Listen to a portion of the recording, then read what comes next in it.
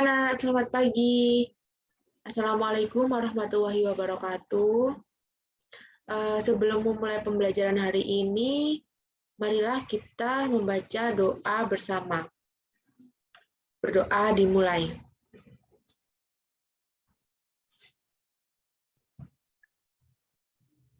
Baiklah, apa kabar kalian hari ini? Semoga kalian semua dalam keadaan sehat walafiat.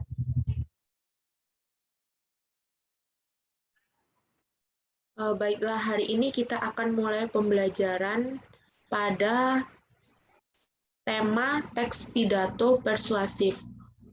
Sebentar Ibu akan share screen kepada kalian semua.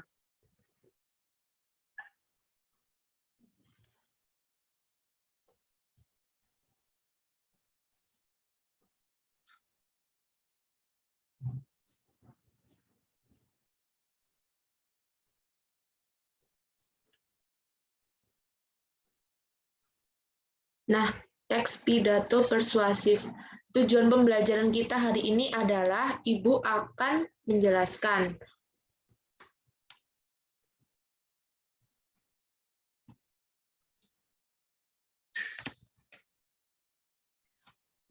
melalui kegiatan pembelajaran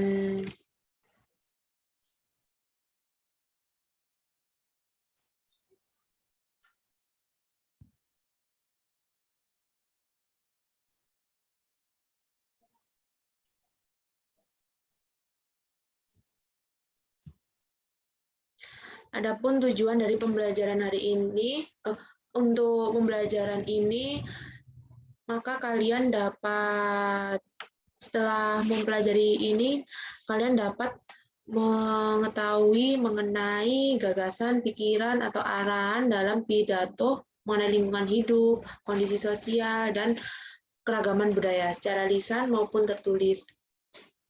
Dan juga dapat memperhatikan struktur dan kebahasaan dengan penuh rasa ingin tahu, disiplin, percaya diri selama proses pembelajaran, serta mampu berkomunikasi dengan baik. Nah, itu Ibu harap nanti kalian dapat mengerti struktur pidato, kebahasaan pidato, dan bagaimana cara membuat pidato dengan baik dan benar.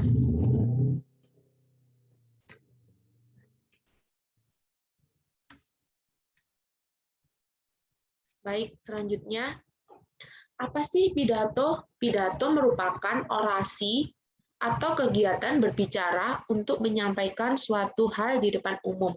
Nah, hal yang disampaikan orator bisa berupa pendapat, gagasan, informasi, atau pesan tertentu.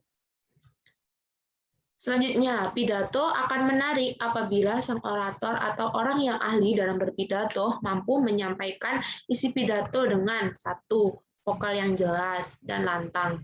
2. Intonasi yang tepat, nada dan tempo atau jeda.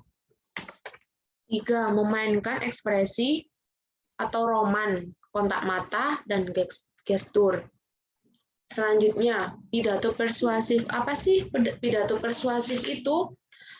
Nah, pidato persuasif itu merupakan pidato yang berusaha untuk membujuk secara halus atau mengajak pendengar dengan menyampaikan pendapat, gagasan, dan alasan yang jelas, masuk akal atau logis, dan dapat dipertanggungjawabkan kebenarannya.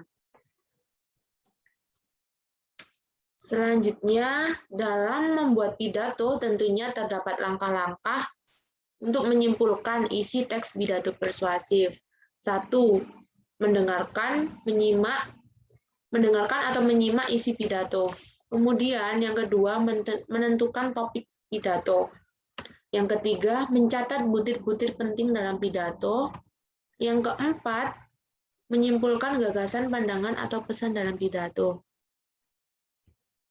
Nah, selanjutnya, hal yang harus diperhatikan dalam menyimpulkan gagasan, pandangan, atau pidato. 1. Memuat butir penting dalam pidato. Kemudian 2. Tidak menyimpang dari isi pidato.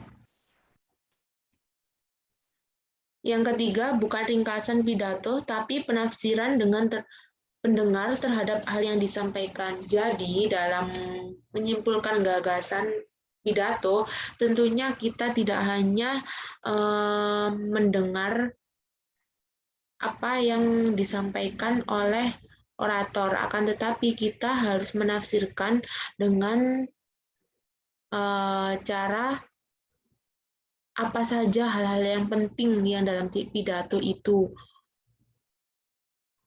yang di dalamnya terdapat isi pidato, seperti nasihat, gagasan. Nah, kemudian dari teks pidato terdapat struktur teks pidato persuasif, membuka.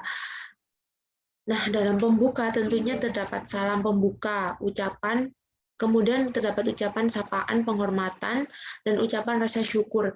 Nah, di dalam pembukaan, salam pembuka, tentunya biasanya terdapat ucapan Assalamualaikum warahmatullahi wabarakatuh.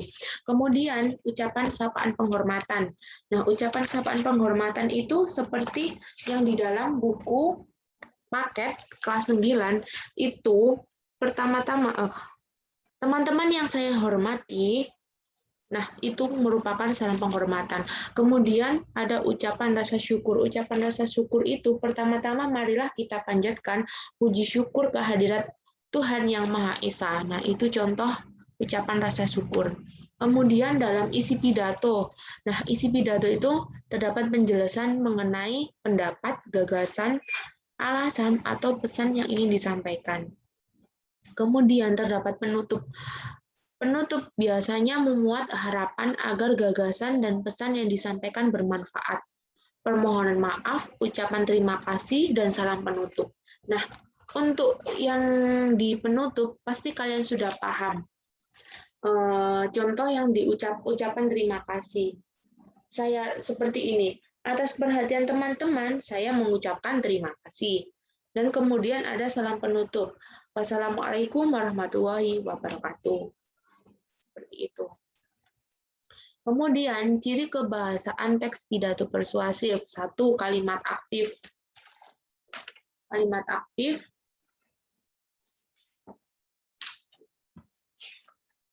Kemudian, yang kedua, kalimat tugas. Yang ketiga, kalimat emotif, kosakata bidang ilmu atau istilah, sinonim, kata benda, abstrak. Nah, kalimat aktif, apa sih yang dimaksud kalimat aktif? Kalimat aktif itu merupakan kalimat yang subjeknya melakukan perbuatan.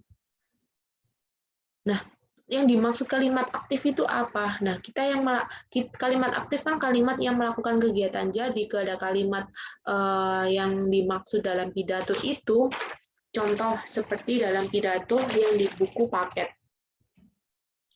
Nah, kalimat yang dimaksud kalimat aktif itu contohnya seperti, oleh karena itu pada kesempatan ini saya mengajak teman-teman khususnya generasi muda. Nah, itu yang dimaksud dengan kalimat aktif atau kalimat mengajak.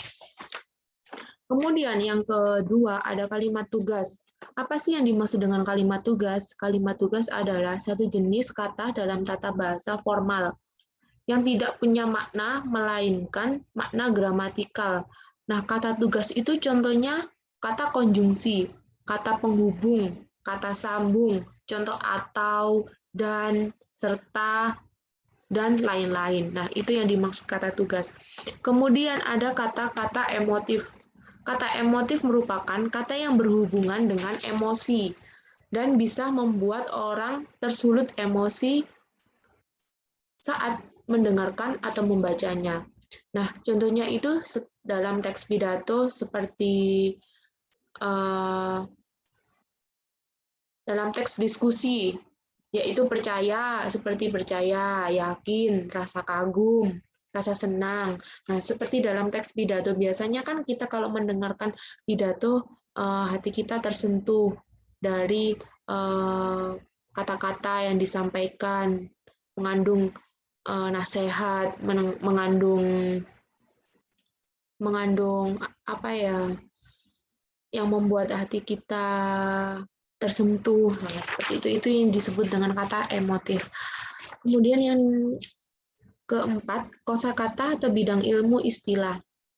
Nah, kosakata atau bidang ilmu istilah adalah kosakata yang lazim digunakan di bidang keilmuan seperti kata maknanya seperti makanan, minuman, tidur, menulis, menganalisis.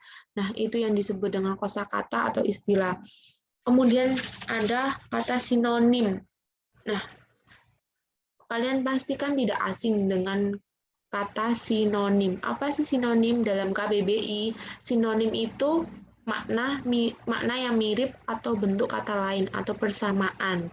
Contohnya bertemu sama dengan berjumpa, hewan, binatang, buruk, jelek. Nah, itu yang disebut dengan sinonim. Kemudian kata benda abstrak. Kata benda abstrak adalah tidak dapat kita lihat dengan indera mata kita, namun bisa dirasakan. Seperti kalau di kalimat itu, kalau di kalimat yang biasanya digunakan dalam pidato itu, seperti kita bisa merasakan kata cinta, kata kekuatan. Nah, itu yang disebut dengan kata benda abstrak. Kemudian selanjutnya, langkah-langkah menyusun teks pidato persuasif. Kenapa sih dalam menyusun pidato persuasif itu ada langkah-langkahnya? Karena dalam pidato kan merupakan surat atau mengandung nilai formal. Bukan seperti kita membuat cerita narasi atau cerpen. Makanya dalam pidato terdapat langkah-langkah menyusun pidato dengan menggunakan bahasa yang baku, seperti memilih dan menentukan topik, kemudian menentukan tujuan pidato. Apa sih tujuan pidato itu? Kemudian mengumpulkan data untuk mendukung argumen, alasan, menyusun kerangka pidato, kemudian pembahasan dengan mengembangkan kerangka pidato. Nah, langkah-langkah menyusun pidato ini memilih dan menentukan topik.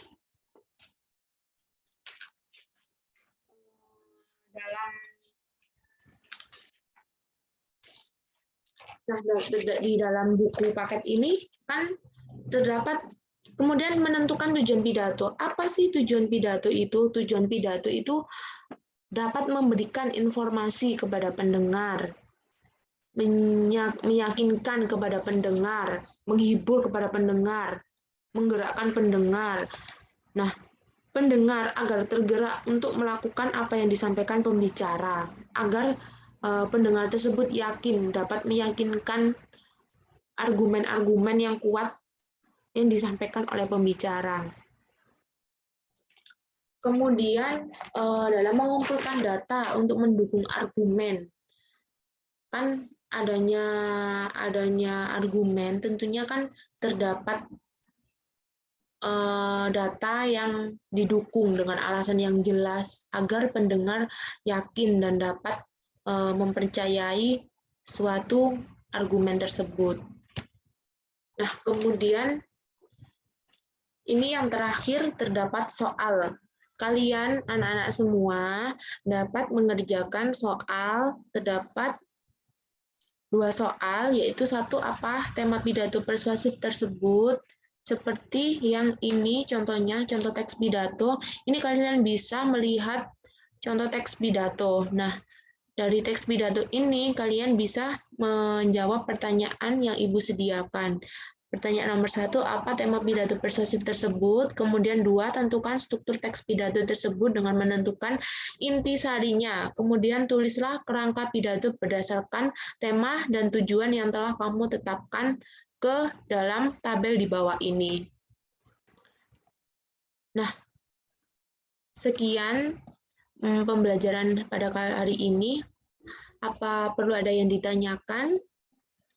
Kalau tidak ada yang ditanyakan, Ibu akan mengakhiri kegiatan pembelajaran hari ini. Nah, dari pembelajaran hari ini, menurut kalian, apa saja yang belum jelas?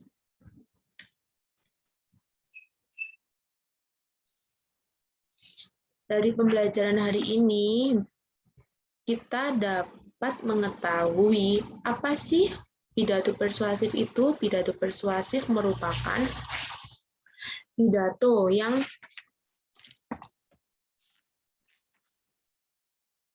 mengandung informasi penting di dalamnya. Informasi yang disampaikan dalam pidato itu beraneka ragam. Informasi yang diucapkan oleh para pembaca adalah ajakan. Ajakan yang diungkapkan juga bermacam-macam. Ajakan tersebut disajikan dalam kalimat-kalimat yang berbentuk persuasif, yang memiliki tujuan untuk memberikan informasi kepada pendengar. Nah, baiklah kegiatan pembelajaran hari ini. Marilah kita akhiri dengan bacaan hamdalah. Alhamdulillahirabbil alamin. Setelah itu nanti kalian dapat mengumpulkan tugasnya pada Google Classroom. Terima kasih anak-anak semua.